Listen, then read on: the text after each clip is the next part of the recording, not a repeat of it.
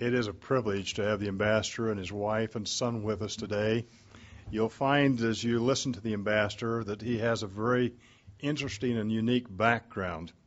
He made the comment to me yesterday or the other day that I found fascinating because I see that he's a man of action, and he says, I was a hired gun to make things happen. Well, I can understand why one would want him working for him and to make things happen.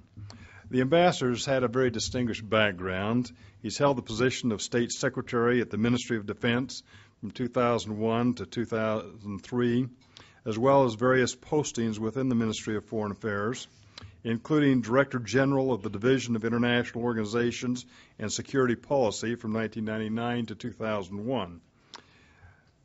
He was Director of the Department of Analysis and Planning from 98 to 99, Liaison Officer to the NATO headquarters in Brussels from 94 to 98, and Head of the Analytical Unit in the Department of Analysis and Planning in 1994.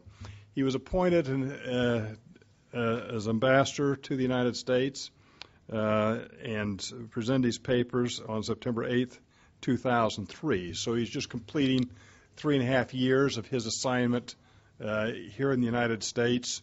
He has been very effective in what he has done. We're most honored to have him with us today, and may I invite you to join me in welcoming the ambassador to give a lecture to us today. Thank you.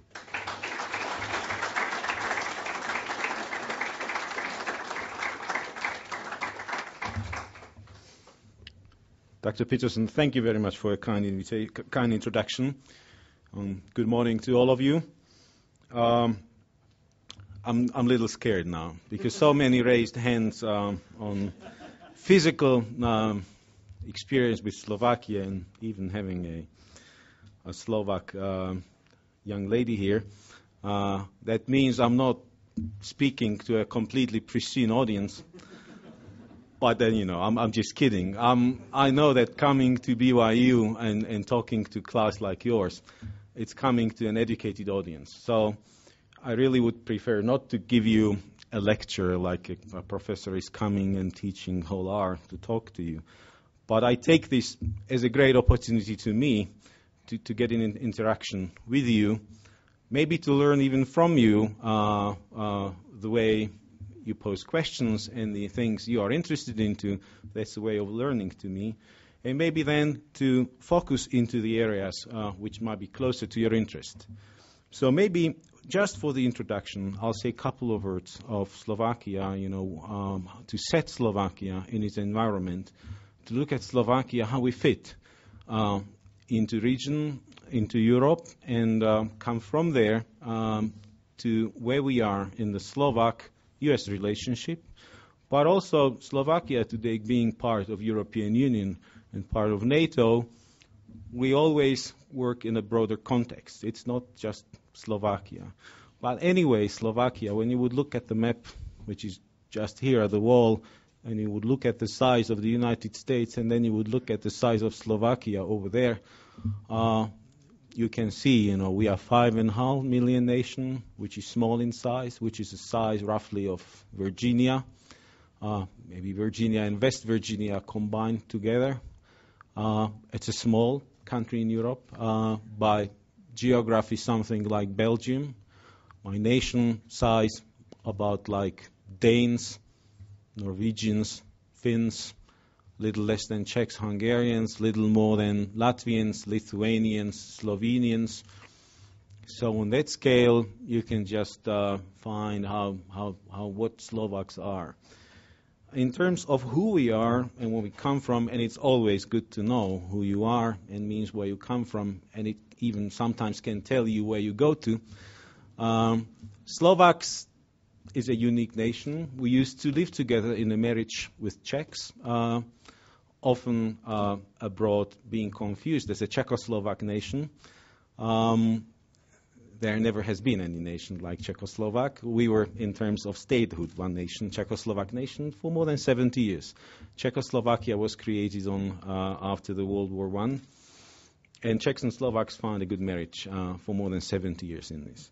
But I should look back a little bit in the history of region and in the history of Slovaks, so we have a good understanding. Because one of the questions I could anticipate would be why Slovaks and Czechs divorced if the marriage was so good for 70 years. Why you divorce after good marriages? You don't do that. So I look into how Slovaks were shaped by history, and then we can understand also why certain things happened. Slovaks are one of the, what we would call the West Slavic nations. We would be close to heritage to Czechs, Poles, and some of the Western Balkan nations. When tribes started to move, Slavic tribes, westward, there was an empire created, a kind of a proto-Slavic kingdom, which was called the Kingdom of Great Moravia.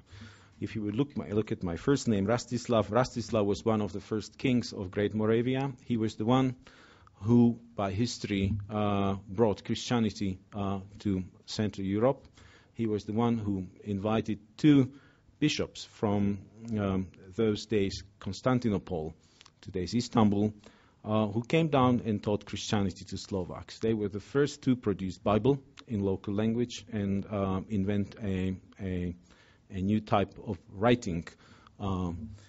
Those days it was hard to say who were Slovaks, who were Czechs. This was kind of a proto-nations of tribes who then separated, and the main cause of separation was coming of Hungarians into the region. Slovaks fell under the influence of Hungary and were part of Hungarian kingdom for almost 900 years. Czechs for a couple of centuries, they got their own Czech kingdom, their own Czech kings. So we started physical separation, it means territorial and national separation, somewhere around the year 900. Since then, we were part of Hungarian kingdom until 1918. We met together with Czechs in a larger arrangement, which was called Austro-Hungarian Empire. In this, we lived for a couple of centuries. Bratislava, and this was funny arrangement because Austro-Hungarian, two things. All of those composed from smaller parts. This was a hugely multinational state. I even tend to think that this was kind of a early European Union model, maybe to those days integrated even more than today's modern European Union, politically, and I mean in all aspects, even economically. In these multinational arrangements, there were two major parts, Austrian part and Hungarian part. Every ruler has got a double title. The title of a ruler was the king and the emperor, Kacer and it was in König and this means emperor and the king. The emperor was title for Rome being the Roman Empire, emperor, and this was the title given for the Austrian part. And the other part was the king, king of Hungary. For almost 300 years, the coronation, more than 200 years, coronation place was Bratislava. And this was, in its current Slovak capital, this was during the time when Ottoman Empire expanded and stopped in the suburbs of Vienna and took most part of today's Hungary. When you today travel to Slovakia, you find in capital the huge cathedral, which was the coronation place for more than 200 years for a number of Austro-Hungarian kings and emperors. Even the famous empress Maria Theresia was coronated down in Bratislava. Today we do an annual celebration of that in the fancy in fancy clothing, and it's an imitating, and it's a kind of historical memory for the coronation. We come to 1918, and maybe in question and answers time, if you will want to inquire about the relationship, I can tell you more. But until 1918, that's a very important time in our history. Czechoslovakia was created on the decay of Austro-Hungarian Empire. This was on the result of a very bad course of history in World War I, which was one of the most horrible and tragic wars in European history so far then.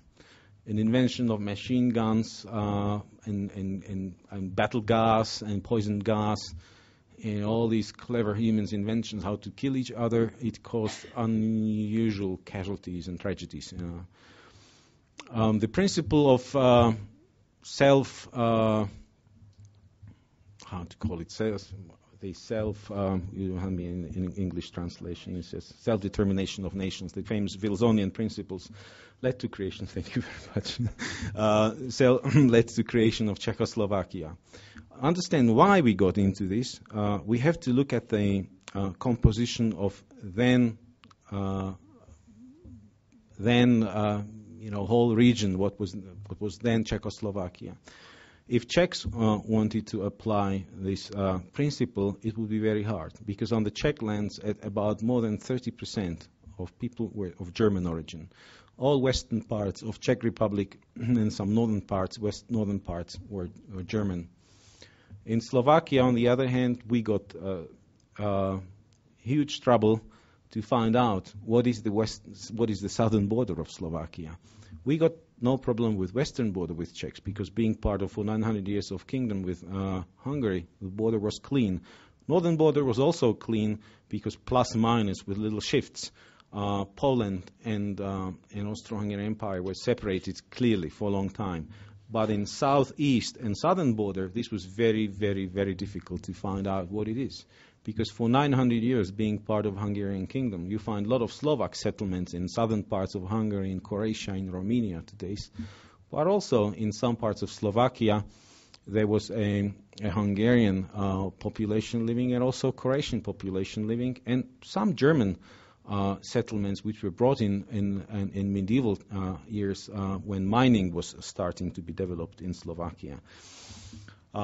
So this was difficult to put together. When the leaders of those days looked into this, and there was still an intellectual affiliation based on Slavic roots between Czechs and Slovak intellectual leaders, they found that if you would look at Czechoslovakia, how that was created, the Czechoslovak political nation then would have more than 80%, altogether about 85% on the territory, which made sense, and thus Czechoslovakia was created.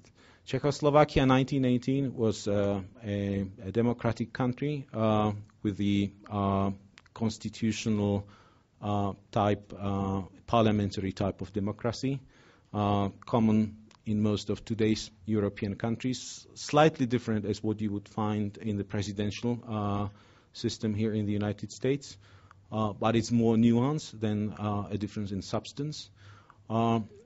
It was very prosperous country. When it came to the World War II, Slovakia was one of the best economies in the world. It was ranking by the World War II about 10th place among the world economies, which was pretty good. It was quite industrial and highly developed country. Slovak crown during the World War II was equal to a Swiss franc, which I wouldn't mind today. Maybe a couple of years to go, but maybe it will come again. The history then went crazy in Europe, and I'm stressing this. I'm stressing first World War I, World War II, because you will see it will serve some purpose. History went crazy again.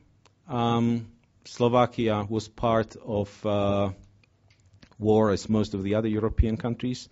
We became shortly independent. Independent was weird because this was an independence, which was an independence, how you would call it, and controlled independence. An independence which was imposed on you. When our leader was called to Berlin and Adolf Hitler said to then President Tiso, you will become independent, or under our patronage and our guidance, or we will just military invade you and we'll annex you, and that's it. You know history of World War II. I don't have to go into that. Slovakia survived that and rejoined together with Czech part again, having 2 brief years of democratic history again from 46-47. In 48, communists took over. They won in western part of Czechoslovakia in Czech lands. That's why we were joking all the time in Slovakia for this communist rule that we were the only country where communism came from the west, because all others has got communism important from the east. 40 years of communist rule was very, very unfortunate part of our history. I was just talking while waiting for this lecture how history of Europe could have been different and how it could look if it was not these 40 years of communism. Today, state of the affairs, after 89, what was Velvet Revolution, we became again democratic and very fastly developing nation. We separated from Czechs in 1993. On January 1993, we became independent country. However, today's relationship is even better than before. If you would ask polling questions about the sentiment, who you would choose to live next to you, or who would be the most favorite nation to you, Czechs would always lead on Slovak side, and vice versa for Czechs. Slovaks were always the most favorite nation. Americans, they tend to be in Slovakia the third, but it's getting worse, I can tell you. Slovakia is a young nation, 1993, short time ago. It's a young state, it's an old nation. That's the right expression to use. We've been through ups and downs. 1994 to 1998, we thought that we can take a very specific model of behavior, which was strange and not good, and it harmed Slovakia. We skidded a little bit behind our neighbors. The closest neighbors to us since our independence would be countries which we call Visegrad 4. Visegrad, it's a little town in Hungary in which presidents meet and establish very informal way of collaboration between today 4 nations. It's the Poles, Czechs, Slovaks, and Hungarians. Still today, we are very close 4 nations. All of us together and individually struggled to rejoin mainstream of politics in Europe and transatlantic region, and this was to join European Union and North Atlantic Alliance. We thought that by Berlin Wall and by the Cold War division, the Europe was separated very unjustly, and by the virtue of history, we just finished at the wrong side of the fence. I don't like the fence, but I don't like the walls. But if somebody else would put up the wall, you want to be on the right side of the wall. For Slovaks and some other nations, definitely for Germans, Poles, Czechs, Hungarians, and many others who were free nations by their heritage, we ended up on the bad side of the wall. That was bad luck for 40 years. We struggled together to join European Union, to join the mainstream of European politics. We were successful a few years ago. 2004 was the year when we formally joined European Union. We enlarged European Union to 25 nations. This year, in January, just a few months ago, we enlarged again by 2, Romania and Bulgaria, which makes European Union today 27. 27 countries with almost 500 million of people, with the economy, one of the strongest economy in the world. Slovakia individually is also a member of OECD. You would know what OECD means. Sometimes it's called the club of richest nations in the world. We are the 30th and the last member of OECD. Slovakia today is one of the fastest growing, if not the fastest growing economy in European Union today. Last year the growth was almost 10%. This year conservative estimate is for about 9%. It's very healthy growth. Inflation is about 1.5%. What you can see, it's always extremely difficult on fast-growing nations to get inflation under control. Slovakia is having very good inflation. We are hoping to join European Monetary Union soon, in 2009, and we got all ingredients there that Slovakia will be part of this. Now, if you would pick me, and to conclude this, because this would little bit cast on light where the relationship between Slovaks and Americans is today. When you would ask me what is the issue in Slovak-US relationship, I would pick as a challenge. Then I would pick one issue, but I pick it for the illustration of relationship. It's the visa waiver issue, and it's a relationship issue. U.S. has played great role in European history, not only in the history of Slovakia, but also in the history of the United States. Today we tend to forget about this role. If I go back to creation of Czechoslovakia, which was extremely important for historical survival of Slovaks, our wise leaders, actually, they have met here in the United States, in town of Pittsburgh. And one of the fundaments and one of the basic documents and political statements of the future of Czechs and Slovaks and their democratic future was the Pittsburgh Declaration. Happened in the United States. That was the President of the United States, President Wilson, who laid his 17 principles, which helped Slovakia politically to negotiate its creation after World War I. Again, a role of the United States. The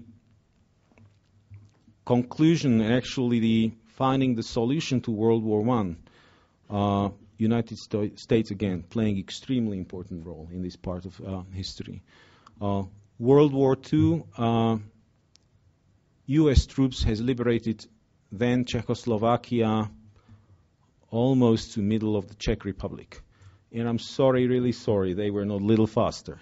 Just a little faster. If they had made it a little, 150 miles east, I'm sure that the course of history of our country would have been completely different. And again, after 1989, that was the U.S., which was advocating concept of Europe whole and free, democratic, prosperous together. Today, we are part of Europe whole and free. We are one of the most dynamic part of Europe whole and free.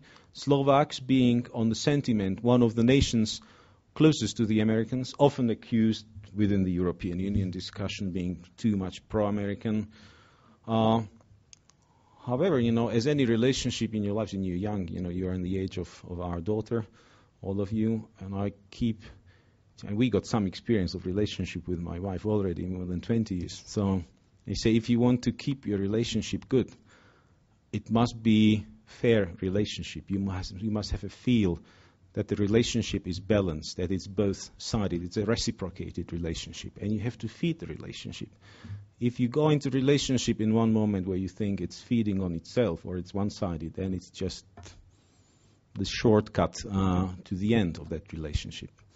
Here the relationship, Slovak-US relationship, but not only Slovak-US relationship, but sort of this new European countries-US relationship, is becoming a little bit on the feeling like not completely balanced. Europe becoming whole and free again, but separated by an emotional issue of visa waiver. And when I say Austrians wants to come, like visit the United States, you just grab your passport, you sit in the plane, and you go. For Slovaks, if you were in the age of your Slovak schoolmate here, and if you just say you want to see New York, take pizza there, stroll around, and then go home, you would have almost zero chance to get visas for that. Almost zero chance. And I think it's poisoning relationship quite so. But this is just a cherry on the top, or just a tip of the iceberg of the relationship. I know, and I conclude with this, U.S.-European relationship has been extremely important, not only to both of us, I mean to Europeans and Americans, but to the rest of the world. When you would look at the United States and European Union today, it's almost 1 billion. And even if you would look at European Union and the United States and other countries who would be very closely attached, like Canada, Australia, Japan, who are politically very closely and economically attached, it's more than 1 billion. And this would be how much? 85% of the world economy. It would be maybe 90% of the world trade. In this relationship, it's extremely important. Whole fundamentals of the U.S. society is based on the heritage, is based on the Christian heritage, which was coming from Europe. This is extremely important, but we have some challenges lying ahead. But then I leave to question and answers because I've been already talking more than I intended. So thank you for your attention. Ready to take whatever difficult questions you would want to ask. May I remind remind you when you ask the question that Jana has the microphone. We have a question up here. We can check your Slovak, you know. I'm just going to do this in English because my Czech's not fantastic. But now I know there's a communist party still in Slovakia that's pretty strong. What would happen if they were to win the election? Would the country go and be like it was during communism, or what exactly would happen? Slovakia is having very small communist party today. And that is a good question because it gives me a little wider ground to explain the differences between the nations in our part of the world. When you would look at what was Czechoslovakia and the Czech and Slovak part, in today Czech Republic, the communists would be quite strong. They would have about 20% of vote.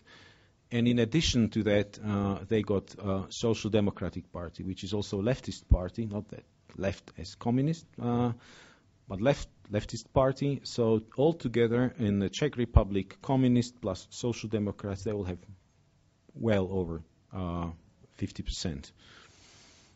In Slovak Republic, when you would look in the Slovak political structure, we got 7 parties. I think we have 7 parties now in the parliament.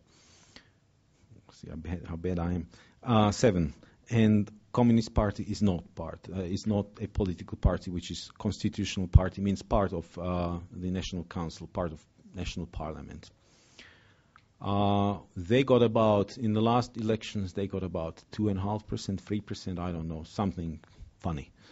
You have 5% threshold to get into the parliament. So they are, we call it a non-parliamentary party, which means a neglectable party. Slovaks are, in this respect, Slovaks are non-communist by the mentality. There are some bad news and there are some good news about this. Slovaks are more linked to the old heritage. Slovaks are more conservative by nature. Slovaks would be much more linked to the ancestry. And definitely the ancestry in Slovakia is not the communist ancestry. And even in 1948, when communists took over a whole Czechoslovakia, in Slovakia they gained very small percentage. Actually then Democratic Party gain was 60% in 1948. And Democratic Party of those days was kind of a center-right, slightly conservative, agrarian, free entrepreneurship party, something which would be kind of a midstream of Republican Party here in the United States, in my judgment. But on overall national scale, communists prevailed in Prague, which was the central government, so they took over the whole country. But this is one of the differences between Slovaks and Czechs. Czechs always tended to lean more towards the social democracy. Slovaks leaned more towards the more conservative approach in life. Religion, for example. I was just asked the question a few minutes ago before coming in the room, how Slovaks would place the role of religion in their life. And I just saw not long time ago a polling on the scale of whole European 27 nations. And the question was, where do you place religion in your life? Is it important or is it not important in your life? Slovaks were high on the scale. In answers, yes. Czechs, they were low on the scale, saying no. So this is one of a nuance difference in the region. What it would be, you see, look at Czech Republic today. They got social democratic government for 4 years then, and now they got split 50-50. So you see Czech Republic working on the social democratic government with support of communists in the parliament, and they are doing fine. It's a free society, democratic, prosperous, quickly growing, more than any of you who's been there. I think they are doing very fine.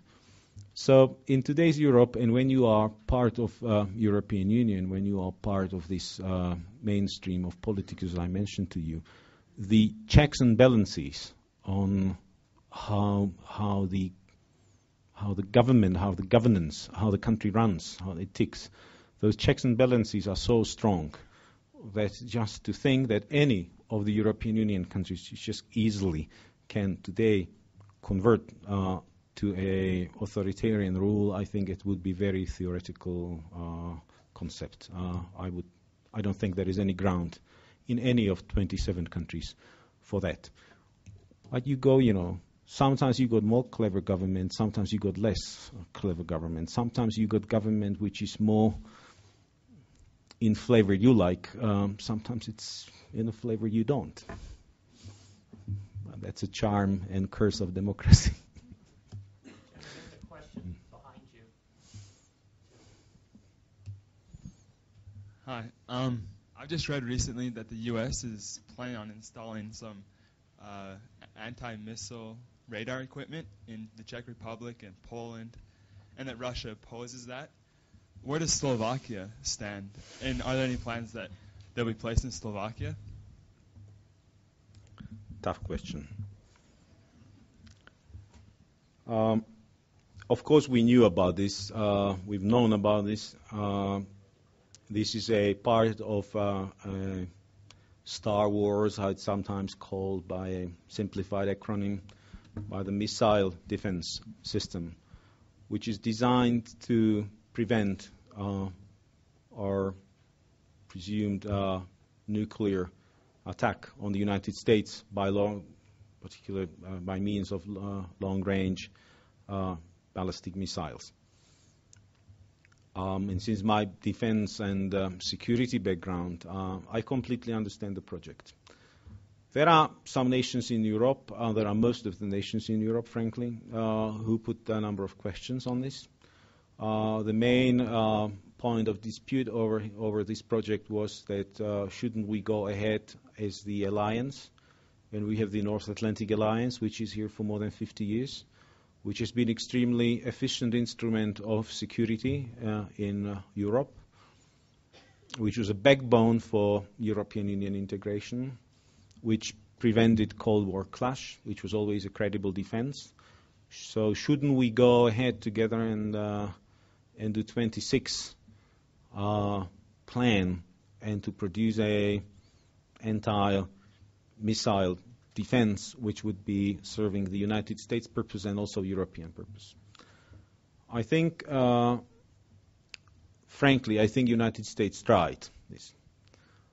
But you find on the European side some complexities in some nations who would, when I work at NATO, and I've been NATO, in my life many times, and I sit around NATO Council, and the charm of NATO Council is a big round table where you've got ambassadors representing every nation. You've got 26 ambassadors sitting around table, and everybody in a highly confidential room, in a highly confidential mood, top secret, classified, everything, can say whatever you want.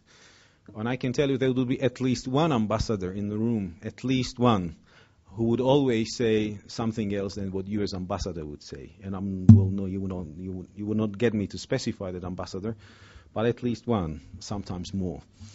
So I think that the mood to have this defense as a joint tool for 26 was not realistic.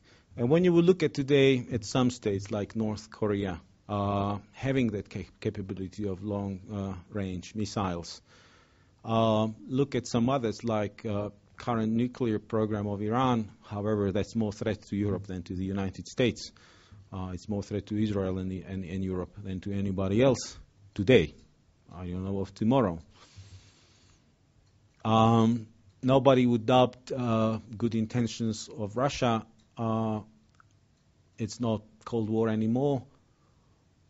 But history taught us that you have to be cautious on your defense. So I would understand the concept and the meaning of building the missile defense for the United States.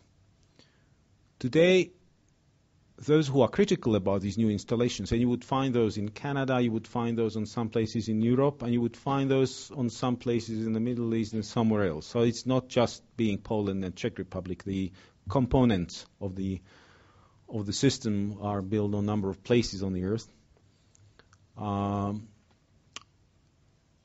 Today, the opponents would say, first of all, it serves narrow American purpose. It's one issue of criticism. Second, is they doubt the efficiency, because there were some tests on the system which has proven that the system is not that sophisticated as it would be desired, and may not produce a desired level of security. And there will be a couple of other negative comments on this. But in my view, I think the plan is good. I think the U.S. is obliged and should do everything in its powers to guarantee security for the country. And that's what every government is about, because government is not something given by God. That's a choice of people. You vote for people who represent you, and you expect of them to take good care of all of you. Means you want your country to be safe and prosperous. That's the bottom line of why you have the government. So I think your government is obliged to take any measures to make your country safe. Is it in the interest of Europeans that the U.S. is safe? My answer is yes. If for anything else, if we would be just only selfish, if I would forget about all sentimental things and sentimental stuff about the role of the United States in European history, just being selfish, if I would look at the role of United States economy is playing, what the dollar is playing, and how European economy is cross-linked with the U.S. economy, if there was a major attack on the United States and your economy would suffer, all of us would suffer. It's impossible that it wouldn't leak. All of us would go through a major, major crisis. So again, I'm coming to my point, which I made at the end of presentation. United States, Europe, and I would hate to call it satellites because it's not truth. I mean in the good terms, those who are closely politically and economically cross-connected. We make more than 80% of the world economy.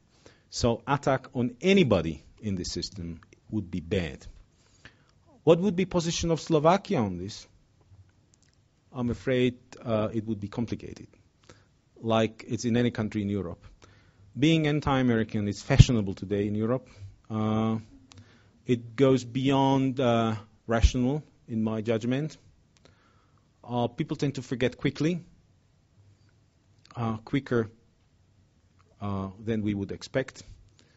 So if you would put this on a referendum in any European country, I think that the response would be no in every single European country, including Slovakia.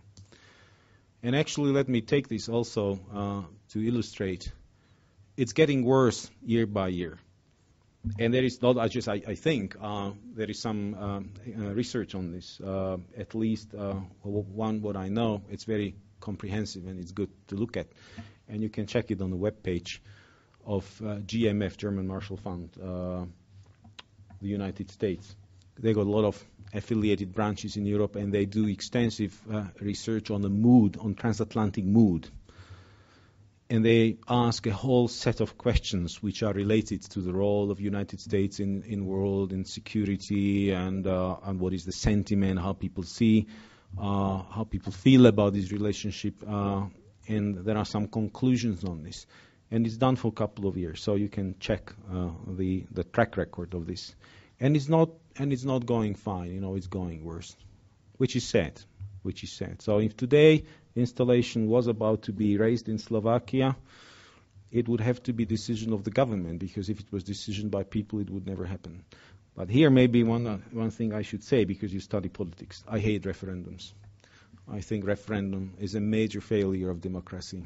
And if people would do things, if governance would be done by referendums, people would be just going into disastrous future. So leaders should have courage and wisdom to lead, and not to wake up in the morning checking on the public opinion polls what they are supposed to do. That would be my last highly insensitive comment.